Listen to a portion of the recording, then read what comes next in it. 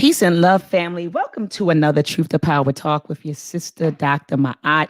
Tonight, we will be discussing female trailblazers and the challenges they face in male-dominated industries. And I actually wanted to have this discussion during Women's History Month, but I was unable to squeeze it in on top of all of my responsibilities and shows that I had already book. But tonight I'm bringing on a woman that has known me my entire life. She's known me since I was a little girl.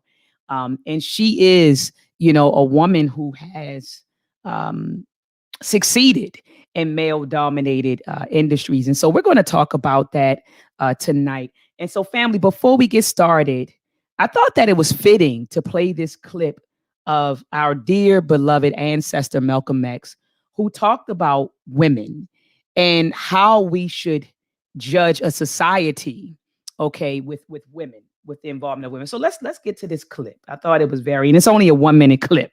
All right. And so while you are listening to this clip, share the show, family. Let's get the views up and let's listen to what our dear beloved Malcolm X had to say about women. One thing that I became aware of in my traveling recently through Africa and the Middle East, in every country that you go to, usually the degree of progress can never be separated from the woman. If you're in a country that's progressive, the woman is progressive. If you're in a country that reflects a consciousness toward the importance of education, it's because the woman is aware of the importance of education. But in every backward country, you'll find the women are backward. And in every country where education is not stressed, it's because the women don't have education. So one of the things I became thoroughly convinced of in my recent travels is the importance of giving freedom to the woman, giving her education, and giving her the incentive to get out there and put that same spirit and understanding in the children. And I frankly am proud of the contribution that our women have made in the struggle for freedom. And I'm one person who's for giving them all of the leeway possible because they've made a greater contribution than many of us men. And one of the best ways that they can help is to encourage the man, try and inspire him to be more militant and turn him away from being nonviolent and passive and meek and Uncle Tomish. Make him aware that the black woman wants to see her man be a man instead of around here using religion as an excuse to be a coward and some of the things that he's been reflecting here lately. One thing that I became aware of in my traveling. Ashe to our beloved ancestor, Malcolm X. All right, family, let's get tonight's show started.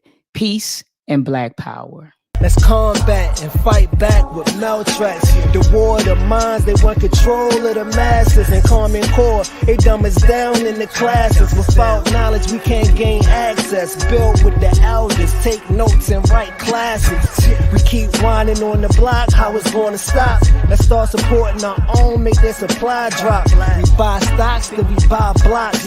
Cause we know the truth and we tuned in to Dr. Maat. Peace and love, family. Welcome to another Truth to Power Talk with your sister, Dr. Maat. Thank you for joining another powerful discussion. And tonight I have with me another powerful guest, Reverend Beverly D. Cromatie. How are you doing tonight, Reverend Cromatie? I'm blessed and honored to be a part of your podcast, Dr. Maat. All right. And I know you're not used to calling me Dr. Maat because you just you just butchered my name, Rev. You just butchered my name. But family, please forgive her. She's known me all my life, literally since I was a little girl. So she calls me Dr. D. That's what she calls me. So I said, Rev, before we go live, on YouTube, my African name is Dr. Maat. She said, okay, I got you. But yes, it's Dr. Maat. But if you could call me Dr. D, Rev, if you want to. Thank you. Okay, because that's what you know me by. Yes. Dr. And so thank you so much, Rev, for being with me and my listeners tonight. I kind of introduced you a little bit before the show, and I let the people know that you are a woman that I hold in very high regard. And again, I've known you since I was a child. I've been watching you since I was a child. And you are a woman who have gone into male dominated industries and you've been successful. And so I would like to talk to you about that tonight and just understand your journey. You've been connected with a lot of other women who have. I know you mentioned Miss Betts, who was your mentor, and so I want to talk about that and the challenges that you faced and what we need to be telling and teaching our little girls. And so again, thank you so much, Rev, for being with me tonight. Family, take a moment out right now to share this show. Let's share this show. Let's get the views up. Reverend Cromatie is going to be dropping a lot of information tonight. If you're watching on Facebook, be sure to head on over to YouTube. Subscribe to my YouTube channel, Dr. Maat. Hit the notification bell so that as soon as I go live, you will be notified. Also, family, for those of you who have missed some of the Truth to Power talks, I've created a playlist on my YouTube channel. It's just called Truth to Power Talk playlist. Okay. Go back and listen to the discussions. I've had some powerful discussions with powerful people. I've had Dr. Malefe Asante on. I've had Dr. Batu Shikari. I've had Professor Jane Small, Dr. Kaba Kamene. A lot of the giants in our community have come on to have powerful discussions with me. So be sure to go back and listen to those discussions. So, Rev, I'm going to read your bio that you sent me. Okay. Reverend Cromatie, a life devoted to serving others. That is how we can best describe the businesswoman and community activist. I'm sorry, community advocate. Beverly Cromatie's career path was inspired by seeing the needs of others go unmet. She is noted for her many benevolent acts in addressing the people who come with no options and who are at the point of devastation. Professionally, she meets with many people who require the assistance and expertise of a knowledgeable professional, and she is unselfish in sharing with them the knowledge needed to comfort them. Reverend Cromatie has always felt that education is an important staple in everyone's life, so it is mirrored in her own educational background. She is proud to say she was educated by and graduated from the Baltimore City Public Schools. Her Bachelor's of Science degree was earned from the University of Cincinnati and the Cincinnati College of Mortuary Science in Cincinnati, Ohio in 1976. In 1988, she received a Master's of Science degree from Johns Hopkins University. Beverly took her mortician's examination and met all of the qualifications as a licensed mortician in April of 1982. While pursuing her vocation, she was called to ministry. She pursued and earned her Master's of Divinity degree from the United Baptist Seminary to become an ordained reverend in the Lord's Church. Oh my goodness. Rev, I can go on and on. It's a very, very lengthy bio because you've done so much. You've done so much. And so rightfully so, Rev. And so I just want to get into it. What really intrigued me, again, about you, Reverend Cromatie, is that you are a woman and you are in not one, but two male-dominated fields. You are a minister and you own your own funeral home. And I can empathize with that, Reverend Cromatie, because I'm in a male-dominated field. For those who are connected with me, they know that I'm an electrical engineer, and there aren't a lot of women, let alone Black women, who have received a bachelor's in electrical engineering, let alone a doctorate, in electrical engineering. So I can kind of empathize with, some of the challenges you may have experienced being in a male-dominated field. So I have a few questions lined up for you tonight, Rev. But my first question is, can you name the women who inspired you and talk about them for a few minutes? The two major women in my life in the mortuary field is the late Patricia A. Betts, who was my mentor and who really molded me to be the mortician that I am today. And the other is the late Rosa James. I met her and Mrs. Betts when I was given an opportunity at the March. At that time, it was called the William C. March Funeral Home, where I served my apprenticeship. And they were the two women that I admired most in my life because they were where I wanted to be. Mm. Okay, and you said that Mrs. Pitts, how long did she? I know in your bio you said that she was your mentor. How long was she? How long did she serve as your mentor? You're talking about Mrs. Pinkett? Oh, it's Miss Oh, Pinkett or Miss Betts? Miss Betts. Yes. I met Miss Betts. I obtained a job at the William C. March at that time, funeral home in 1979. And what was really ironic about that, I'd been out of mortuary school for about 4 years. I'd walked from one end of Baltimore to the other, trying to just have a funeral home just open the door for me, and no one would do it. They did not Mm. like women in the field at the time unless you were their wife, their daughter, their mother-in-law, or that type thing. And I'll never forget that after a snowstorm in 1979, I showed up sitting on the steps at the William C. March Funeral Home on 1101 West North Avenue.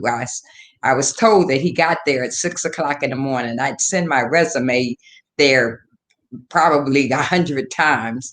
And when he turned the corner and saw me, first he thought I was a robber. And when I said, Mr. March, I just want a job, and he interviewed me and he hired me as a person to clean the building. And I know a lot of times once we worked hard and received our education, we don't want to do any submissive work.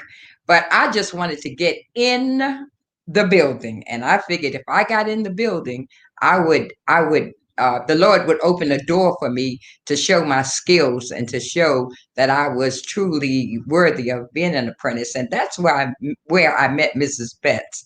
She was at that time the only licensee female that was actually embalming and doing the entire gamut of it. And she sort of took me under her wing. She and Mrs. James. Mrs. James basically dealt with the administrative side, and I followed them everywhere. And when Mrs. Betts left and started her own business in 1982, I sort of pushed myself in there with her. I'm wondering. I'm sorry, doctor, I didn't hear you. That was me. My Oh, okay. internet cut out. Okay.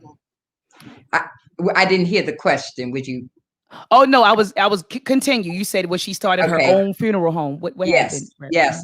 Well, at the time, just like most businesses, when you first start, she was not able to hire me on a full-time basis, but I just kept volunteering and volunteering. At that time, I'd been working in the neuropathology department at the Johns Hopkins University, where we did Alzheimer's research. And so after work, I would come over and help her do this. And then I kept helping her. And sometimes in the middle of the night, or like 2 or 3 o'clock in the morning, which was not unusual for us to have to work that time, I would just stop by and help her out. And eventually her business grew and she was able to hire me full time as a mortician. And at that time, like most of us who are young and out of school, and we're very idealistic and we're going to save the world. She sort of took a little bit of that away from me and said, look, first you have to learn the right way, because some of the bad habits you have. And so she molded me. It wasn't easy. And she sort of shaped me into striving to do better and better and to be the best that I could be. Wonderful, wonderful. And you mentioned another sister by the name of Mrs. James. Yes, Mrs. James. She was a prominent uh, figure in Baltimore City. She graduated from the Douglas High School. She went to Morgan and was a Delta. Yes, and Mrs. James was married to a gentleman who owned a funeral home and a casket company at that time. In fact, I believe they were the first Black people to own their own casket company. And Wow.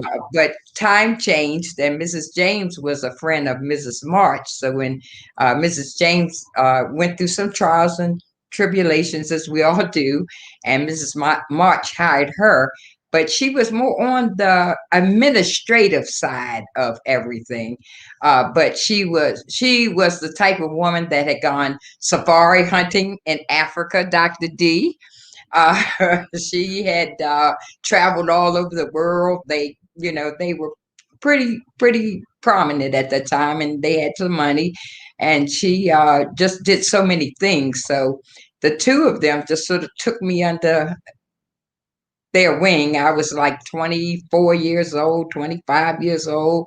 I was going to save the world and thought I knew everything, as most of us do when we first come out of school. Yes, And yes. and then as time went on, Mrs. Betts really she had a saying she would always say, and I hated it, but I appreciate it now. It's amazing how as we get older, we appreciate some of the things. She says, "I'm going to take the laziness out of you." I never Mm. thought I was lazy, but I was, because I would do shortcuts. If it really, instead of following the full procedure, I would just say, nobody's going to know. But she told me one of the things that she really taught me was, first of all, as the saying, to thine own self be true. And secondly was, maybe the family doesn't see it, but you owe it to them who have Mm. entrusted their loved one to you to give them all you have. And that has followed me my entire 40 years plus of being a licensed mortician. Hold on, Rev. Woo! You said to thine own self be true. Yes, Oh yes, wow, yes, wow. That yes, was that was yes. powerful. And you said some things, Rev, that I tell my students, when we talk about ethics and integrity, who you are is revealed by what you do when no one is watching and you won't get caught. That is who you really are. So who you are is revealed by what you do when no one is watching and no one will ever know. That is the revelation of your character.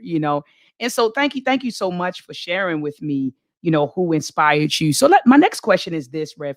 Despite being aware that the fields you wanted to pursue were viewed as for only males, what inside of you pushed you to get involved in those fields? Because some women will say, I may like math, or I may like science, or I may like engineering, or in your case, I may like mortuary science, but it's not a lot of women in this field. And, some people will say that's not women's work, right?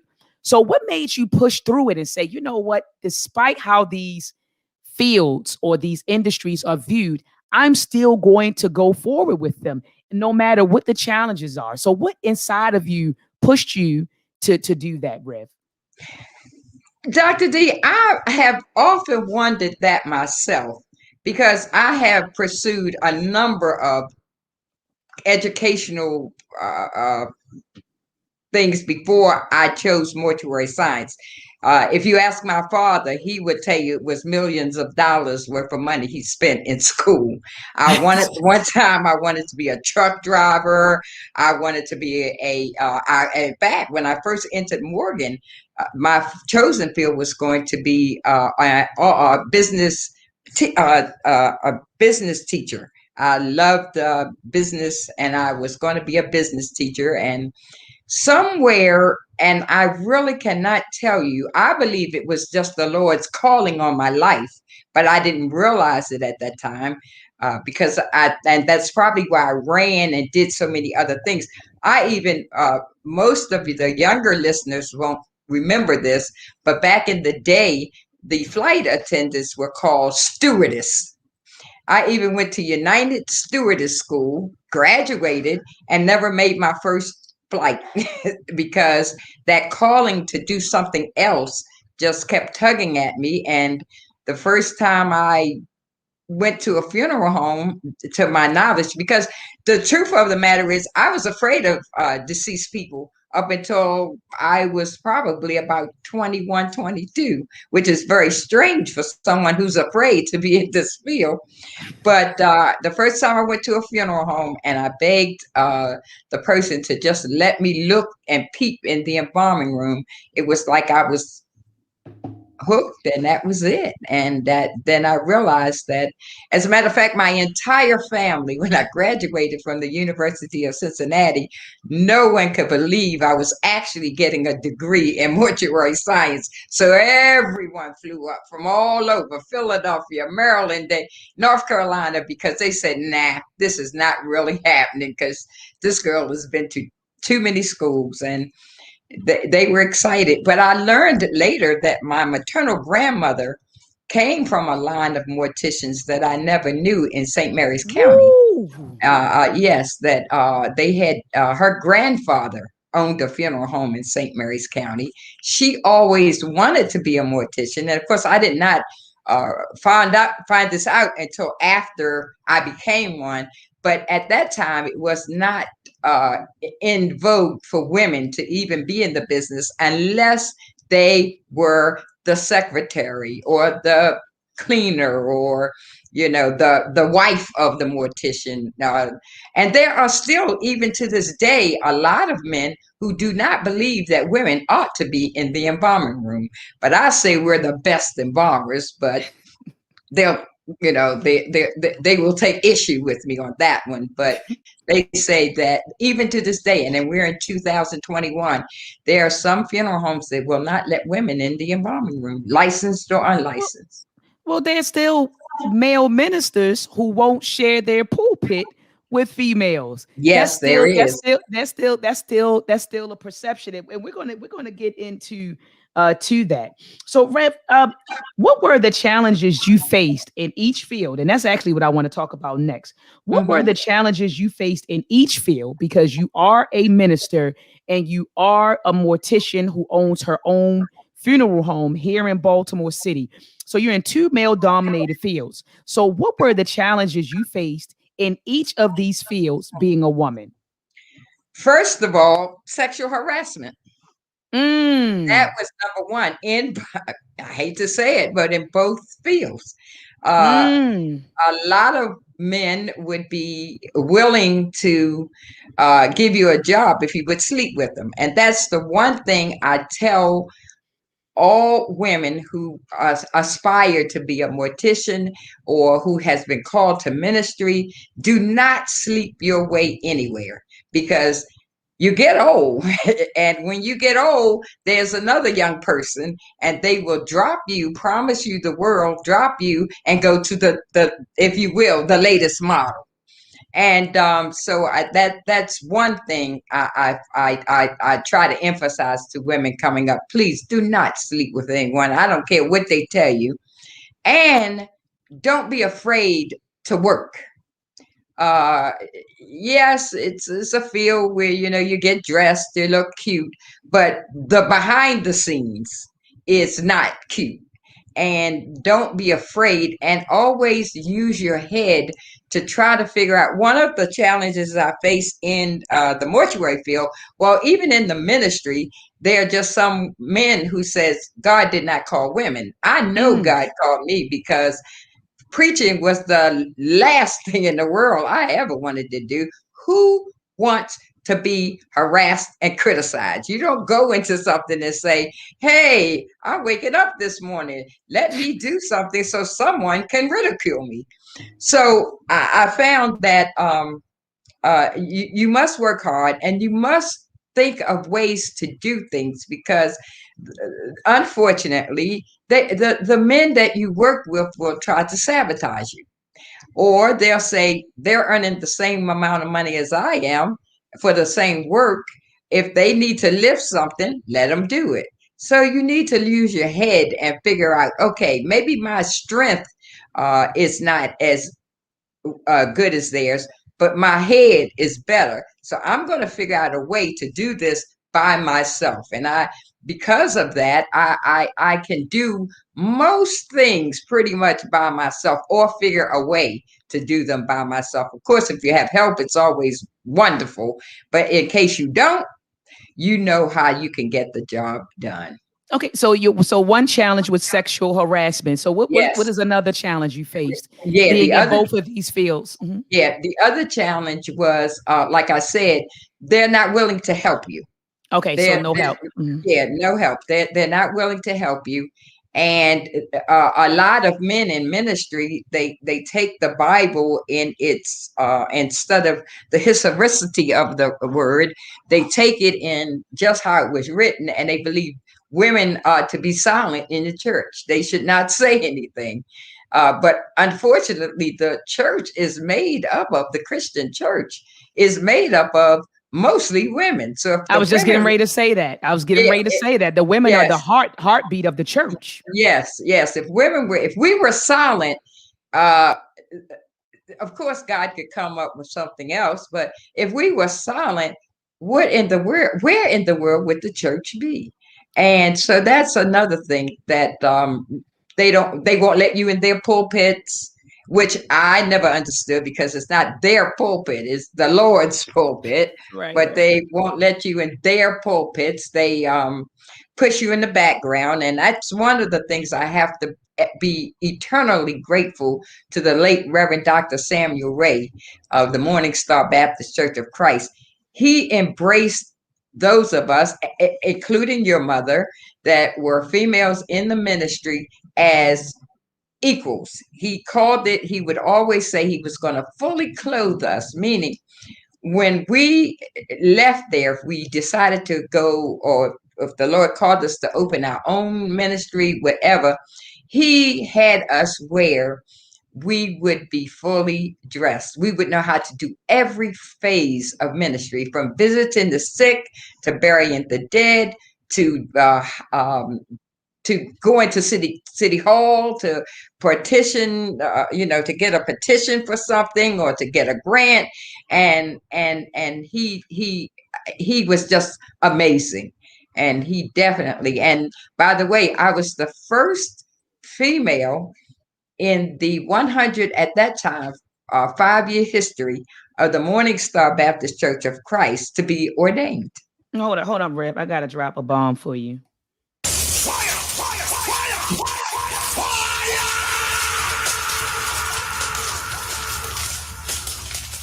And I had to drop a bomb also for the late great Dr. Yes. Samuel Ray. Because Rev, I remember when I was a little girl, and I remember when you came on the scene, and I remember Reverend Ray got on the pulpit one day, and he talked about how he was criticized for sharing his pulpit with a woman. And he said, and he would call it out on the pulpit. He said, yeah, other ministers would criticize him for allowing women, to sit on the pulpit with him. I remember that. I also remember during that time that female ministers, were held to a different standard. So for a female minister, if you wanted to preach, you had to be married. But there's a lot of unmarried male ministers preaching. And so females were literally held to, just a different standard in general. And so your challenges were, you said, number one, sexual harassment. Two, they feel like, I'm not going to help you. If you want to get in this field, do your own work, or not even do your own work, but figure it out, and if something's heavy, you lift it. You want to be in this field. You want to be. And then thirdly, being held to a different standard. So, Rev, when you were talking, I was thinking about, and I see that brothers in the building. Peace to you, brother Kofi Paisai, and brother New Black World Order. They can bear witness that when I came on the scene, there's a community called the conscious community. And I know you're probably like, what is Doc talking about? The conscious community. But it's a community where we teach one another things that aren't necessarily taught in schools. So we battle different things like religion. We talk about politics. We talk about economics. And so I was introduced to the online conscious community in 2014.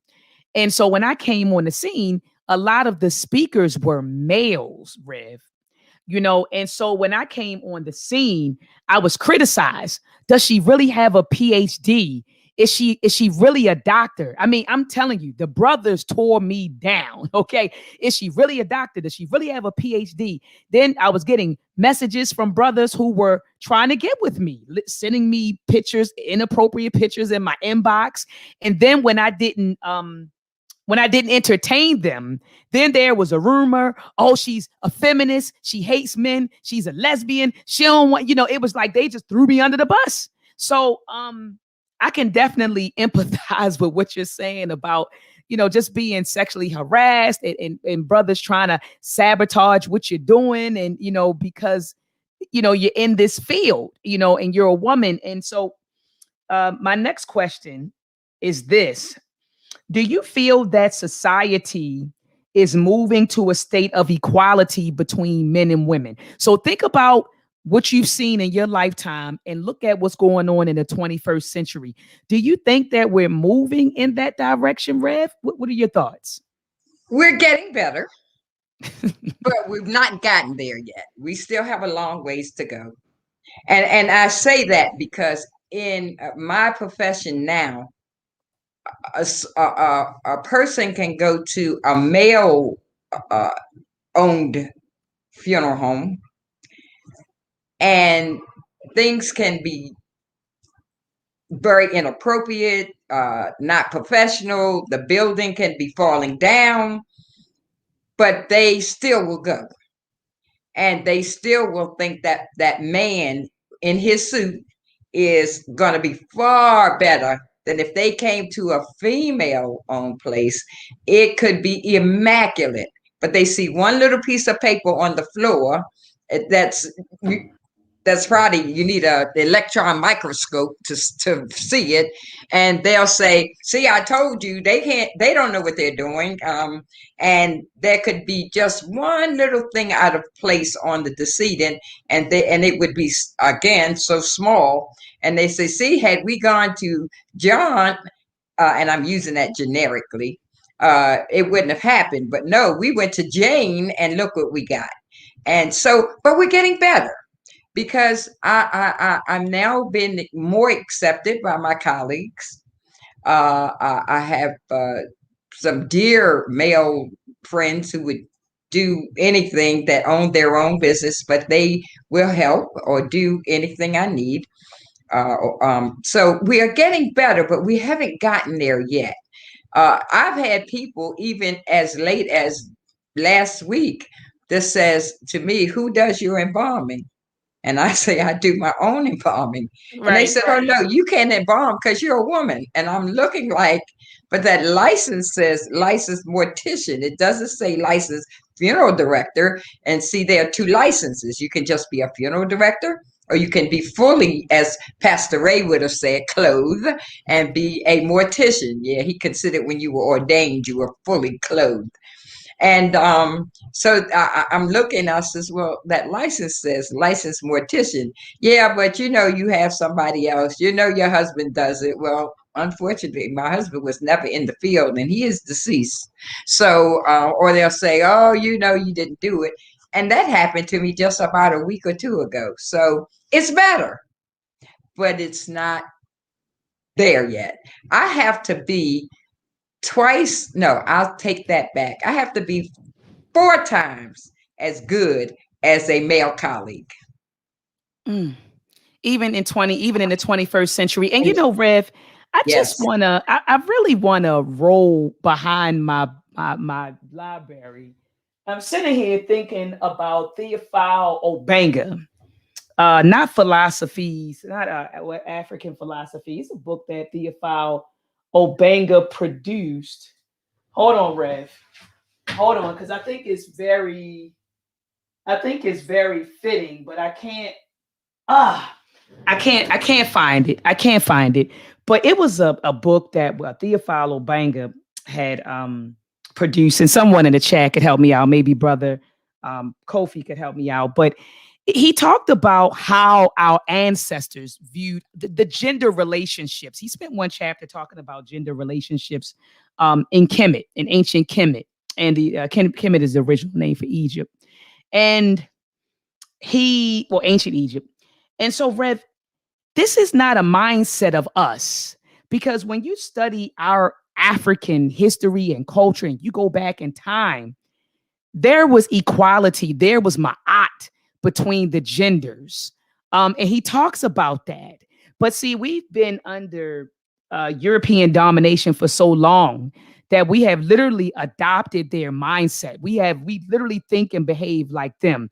You know, that wasn't, and it was actually also Dr. John Henry Clark that talked about this too. You know, that there was equality. And Rev, I gotta find it. Give me 1 second. I have to find this quote by Dr. John Henry Clark because I think that is so fitting right now. And give me 1 second. If I can't find it, I will paraphrase it. But there was a quote by Dr. John Henry Clark where he talked about how African men in antiquity weren't intimidated by their women. He said our women were queens, they were warriors, and they weren't. So this is really a new thing, Rev. You know, it's really a new thing. Oh, here it is. Is it? No, I got a couple of John Henry Clark quotes in my phone, and I can't find it. Oh man, I got a couple of them, and he talks about it. Oh man, this is so fitting. But maybe someone in the chat can look it up and drop it in the chat for Dr. Maat. But there is a quote by Dr. John Henry Clark and also a book by Theophilo Banga on ancient Kemet, where he talked about the balance, the harmony between African men and women.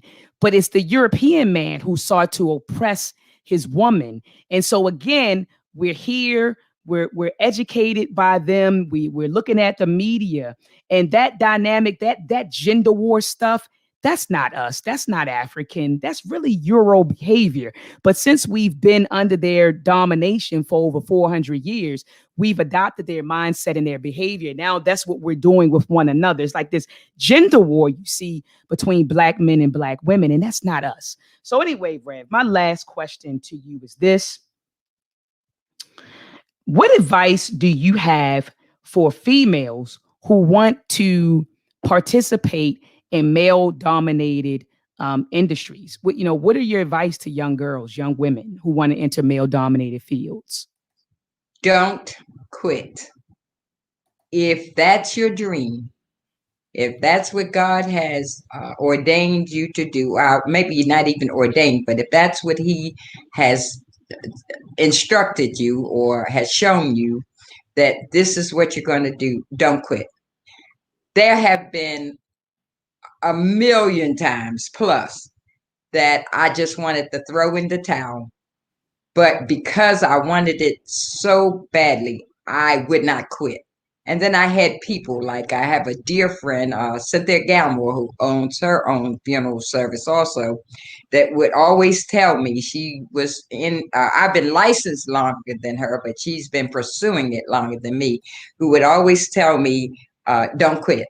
It's almost like shake it off your back and keep it moving. And even now, when I look at some things that are going on around me, and not just the mortuary field, but in the ministry, you can be a no preaching person, but be male, and they'll invite you everywhere.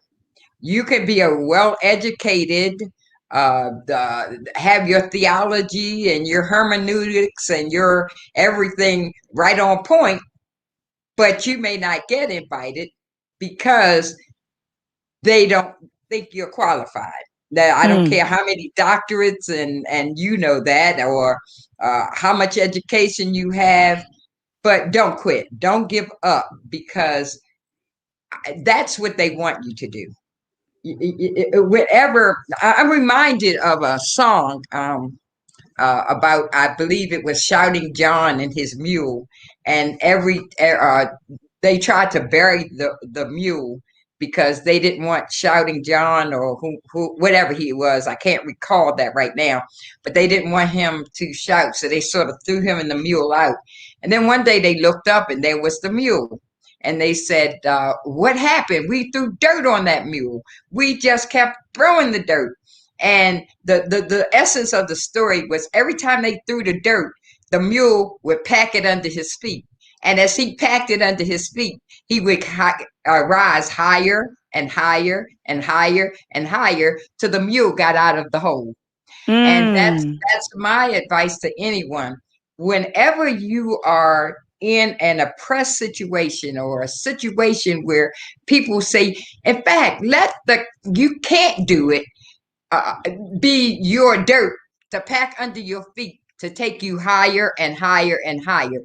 Embrace it. Embrace it. Yes, because we're emotional beings and everything, but take that and say, they said I couldn't do it, but I'm going to prove to them that this dirt they're throwing on me is going to get me higher and higher and higher.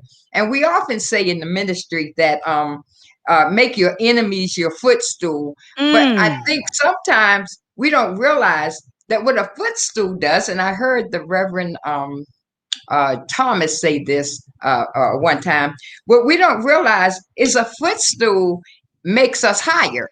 When you want to reach something, what do? You get a ladder or a footstool.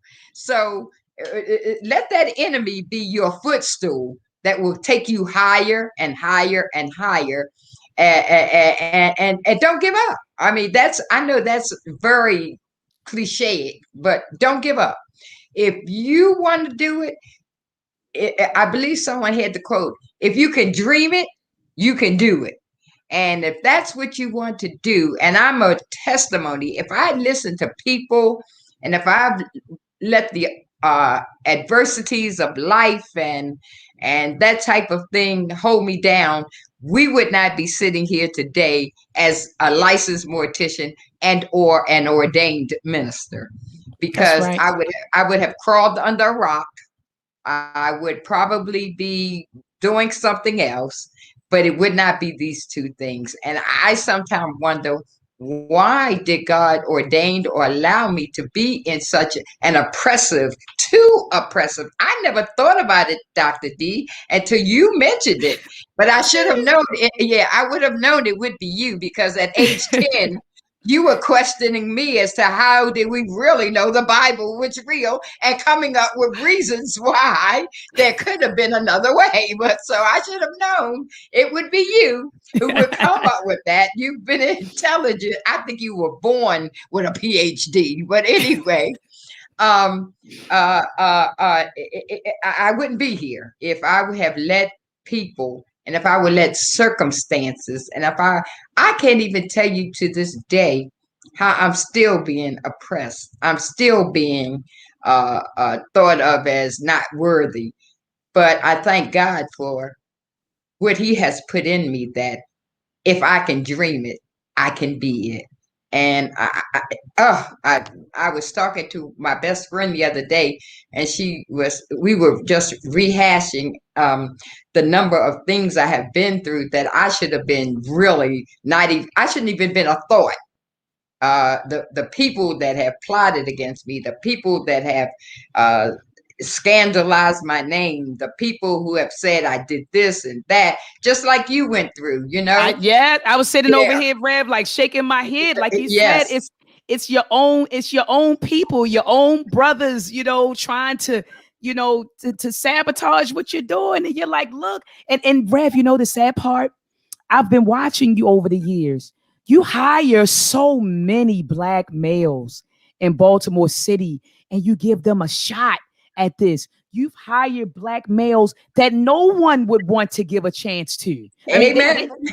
No one would want to, and you pay them a fair deal. They get a fair shot at being able to feed themselves and feed their wife and their children. I've watched you. I see who you hire. Wow. And then it'll be those people who will attack you, and it's and so for me, Rev, I did there was this, I don't even want to say his name, but this guy in the community, a so-called self-proclaimed teacher, he was going around pushing this ideology that the Black woman is God. And he was saying Black women can have babies without men. And then some sisters started believing him. And then they started using the doctrine and what he was saying to bash brothers.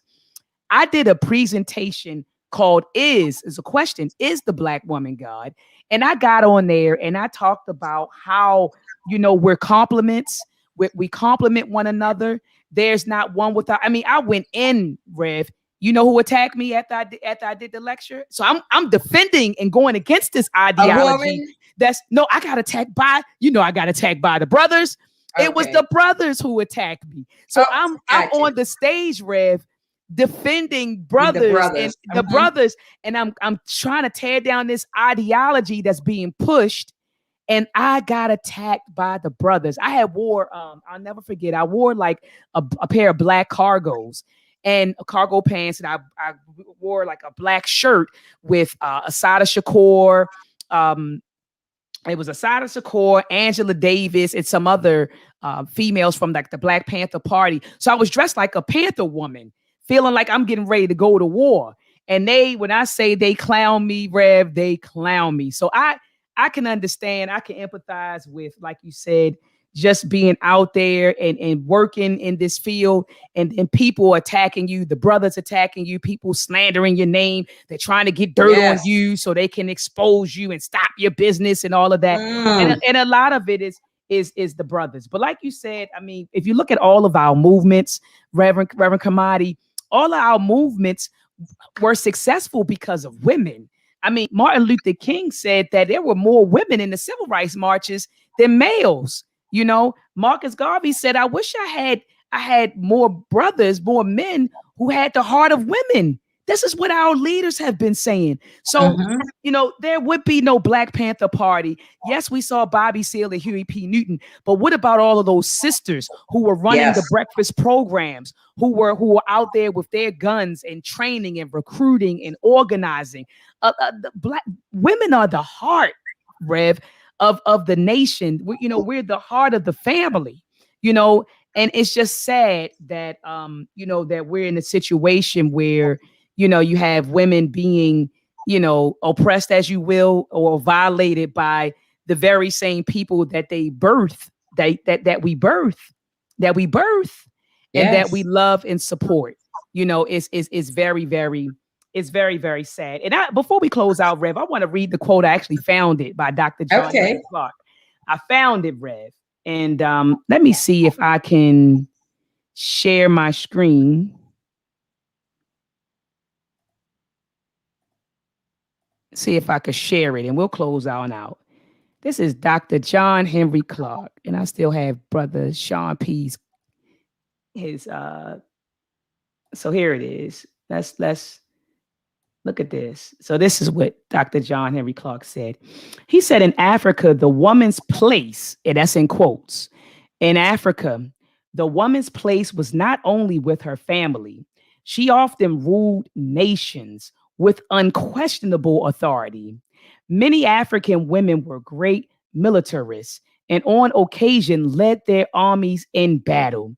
The Africans had produced a civilization where men were secure enough to let women advance as far as their talent, royal lineage, and prerogatives would take them.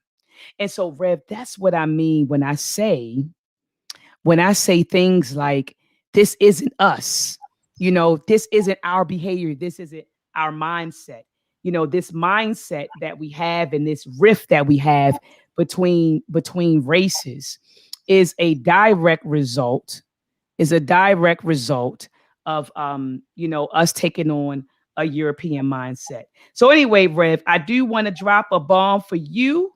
I know my bomb wasn't working last week.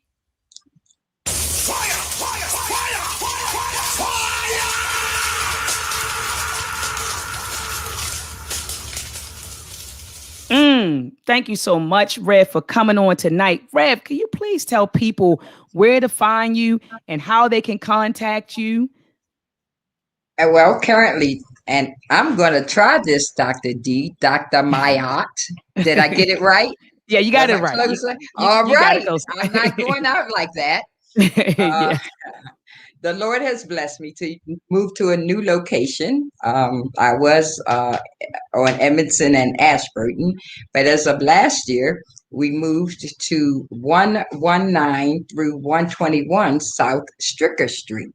and that's at the corner of Stricker and Pratt. We're in the historic Union Square area, and they can reach us there. We're still waiting on our website to get up. COVID has sort of held that back a little bit, but we do have the Facebook page. We do now, because of COVID, do the streaming on Facebook and, of course, on Zoom and those social medias, because a lot of people cannot make it anymore.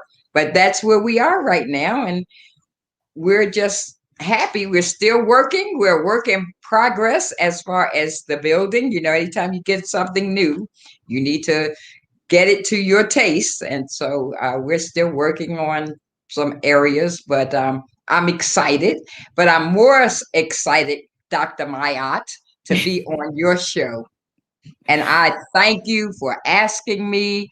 And I thank you for just being who you have been since I've known you most of your life. Yeah, no problem, Rev. Thank you so much. I mean, just for being a great example.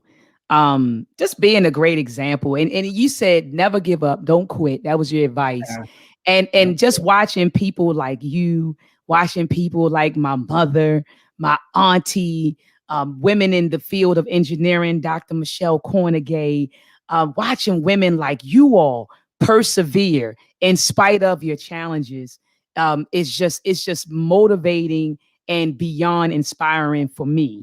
You know, I always say I am your reflection. I'm just carrying the baton for all of those women, those great women who came before me. And so, Rev, again, I thank you so much for coming on the platform. Family, join me back here tomorrow. I have Brother Rizza Islam coming on tomorrow at 8:00 p.m. Eastern Standard Time. We will be talking about the state of the Black community, Rev. That's what we're going to be talking about tomorrow. Okay. There was a doctor, his name is Dr. Neely Fuller, and he talked about how racism and white supremacy, how that impacts 9 areas of human activity. And it was actually Dr. Frances Cress Welsing. She added a 10th activity to that. But we're going to go through each of those activities and talk about the state of Black America and how we can heal from the things that have happened to us. So it's going to be really a solution sort of oriented conversation. So again, Rev, thank you so much for coming on. Peace to everyone in the chat. I will see you tomorrow. Peace and Black power. Let's combat and fight back with maltracks. The war of the minds, they want control of the masses. And Common Core, they dumb us down in the classes. Without knowledge, we can't gain access. Build with the elders, take notes and write classes. We keep whining on the block, how it's gonna stop? Let's start supporting our own, make their supply drop. We buy stocks, then we buy blocks. Cause we know the truth and we tuned in to Dr. Maat.